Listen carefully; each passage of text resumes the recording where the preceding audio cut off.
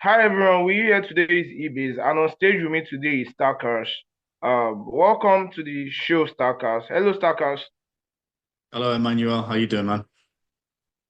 I'm doing great. It's nice to have you here on the show with me here. So can you tell us about Appreciate you, it. what you do on the Hive blockchain, and what you represent on the Hive blockchain? Yeah, I'm trying to use the Hive blockchain as a way to preserve people's digital freedom and digital rights. Um, Hive blockchain is very interesting because it allows people to own their social media accounts on the base layer, and no one can delete those accounts. And then, of course, people can follow you on the base layer, and no one can delete your followership. So it's a very interesting foundational basis. And then, of course, all the text storage that it does, so you can have free speech on there. So I'm very interested in that and trying to figure out to use the Hive blockchain in various different ways to incentivize people's digital freedom. I run the Three Speak project, Speak Network, which is a way to store content and get rewarded on Hive, which is about to come out of testnet and go into mainnet, hopefully. Um, I run Distriator project, which is a way to get incentivized for paying in crypto. So if you pay in stablecoin HBD, then you can receive some money back off your purchases. And finally, we run a project called Breakaway Communities, which is where you can create your own digital platform for zero cost. And you can spin it up, and it's fully Web3 enabled and tokenized and uncensorable. So, yeah, trying to kind of work out ways to spread digital freedom through such methods as those. Wow, that's great. Thank you for sharing out those tips. So how did you come about the Hive blockchain and crypto? I came about crypto because I started researching into 9/11 when 9/11 happened a few years after. I started to figure that something smelled funny, and I'm a chartered engineer. So I became part of Architects and Engineers for 9/11 Truth. And um, yeah, there's various different things there that you can point to that are very factually clear to show that there's something strange is going on and it's we're not being told the truth. And so it sent me on down a rabbit hole and I ended up at the financial system. And the financial system is very interesting as well, the way it works. Doesn't necessarily work to the benefit of all people. And so I ended up getting involved in figuring out ways to build alternative economies and alternative value transfer mechanisms, at which point I came across Bitcoin.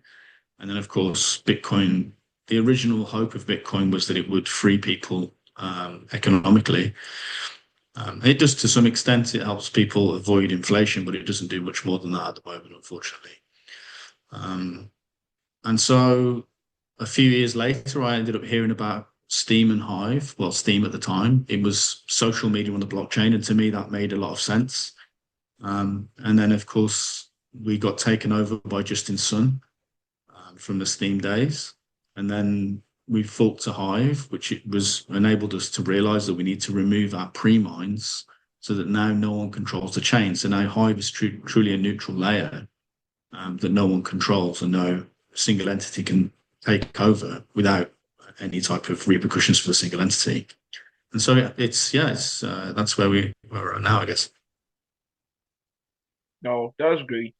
Can you tell us the importance of creating high quality content on the Hive blockchain and why newbies should adapt to doing so?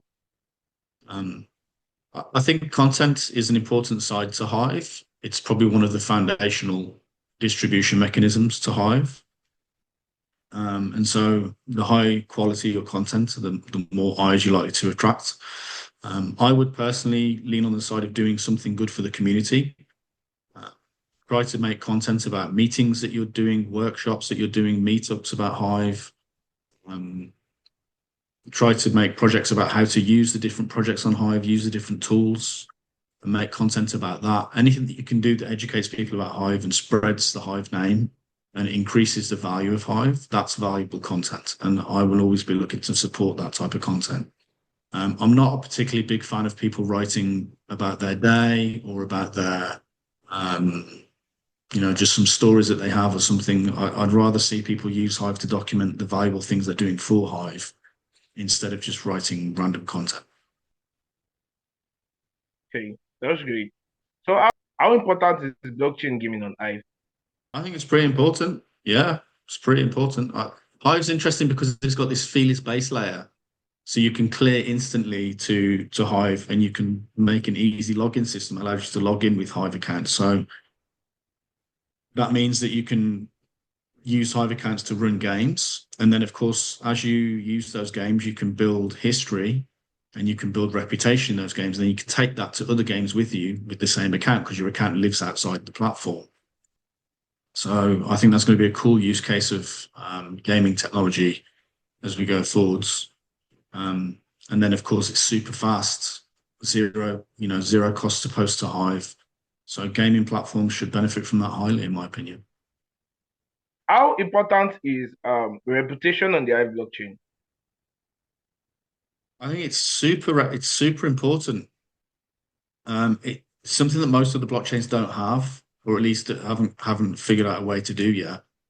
Um, the reason for it is fundamentally, if you're building reputation over time, so like obviously you create this content, um, people get to know you, people get to know that you're a real person, they get to know who you are, whether you're a benevolent character or a malevolent character for the chain.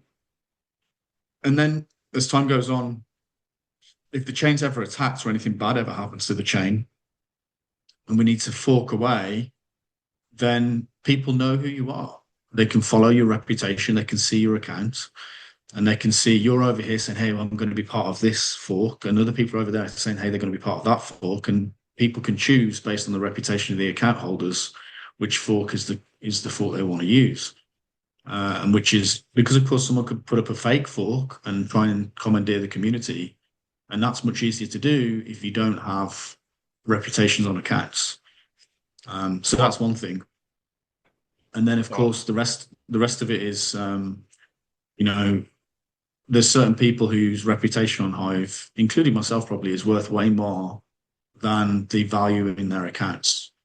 So, like for example, if your account was, it had 1,000 Hive in it, would you sell it to me for 2,000 Hive? In many cases, that's not the case. Like many Hive users wouldn't sell their accounts for 50,000 Hive, even if they've only got 10,000 Hive in it, because their reputation they've built over time is worth far more to them, right? The reputational value that they've added to that account by posting and all the hard work that they've done over the years is worth more to them than the value that's in their account. So some people have got much bigger reputations. Some people have got not so much reputation because they haven't spent as much time or they've damaged their reputation somehow. But the people who've got strong reputations on Hive, like a Taskmaster, for example, he would not sell his account for the amount of money in his account because it's not just his account isn't just worth the amount of money in it. It's the account plus the reputational value, whatever that is.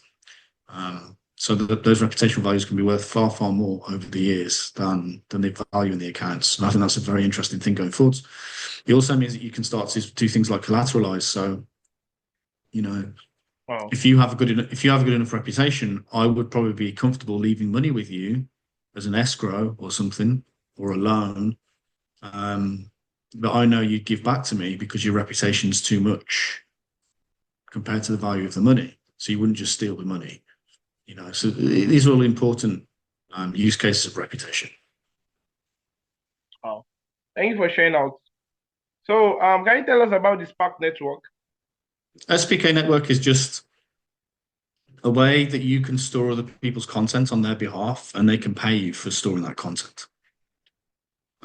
So in the very near future, it means that you will be able to store ThreeSpeak videos on your server and get paid for doing that. And that helps ThreeSpeak decentralize more, right? Because the storage is on more people's servers. It also means that you can use it for things like transferring files. You'll be able to transfer files to each other on Speak Network, which should be far, far Wow. cheaper than using normal transfer systems, and more decentralized, of course. And then doing things like running software on the Speak Network and backing backing things up, backing content up, and anything that you see on the internet anywhere you can back up to the Speak network, I think is going to become a thing. Um, so yeah, it's really interesting. At the moment, it's in testnet, but we're very, very close to coming to mainnet, which means it'll go live and people will be able to actually use the tokens. Um, yeah, so it's exciting stuff. Very, very important. Important for video storage. We need a way of decentralizing our video storage, and that's a way to do it for sure. Thank you so much. And another question I'd love to ask is, what additional feature would you have loved to add to the Hive blockchain if you could? What additional feature? Yeah, would you like to add to the Hive blockchain I if think I you could? think SPL contracts is going to be really important on the base layer so that we can have massive multi-sig accounts that hold large amounts of liquidity. So things like the VSC network can do really, really well. Um, because you want to be able to have all the money, and DeFi on Hive needs to be in an account that is it's got thousands of people signing it, right? So it's a multi-sig account with thousands of people using it, which means it's much more secure than just a multi-sig like in traditional DeFi where it's like two people or three people and they rug pull, you know. So that's going to be a really important feature on Hive. Um, I also think that light accounts is going to be a big, big deal for signing up. Much more easy signups is going to be a big deal. So light accounts, I think, as well. Wow, thank you so much for sharing all this amazing features you'd have loved to add to the blockchain. And then we all look up to seeing them soon because we all believe in you, and then we hope to see them soon on the Yeah. blockchain. Thank you very So much. thank you so much for coming off stage with Ebass. You're welcome. And with this, we'll come to the end of today's show. Thank you so much. All right, Happy. Nice having you. Speak to you soon. It was nice to have you here too, and it's nice meeting you for the first time. This is my first time meeting you face to face, Yeah. meeting you one, I'm and sure we'll speaking have to many you. more chats in the future. Yeah, I hope so. Thank you so much, and All have a right. nice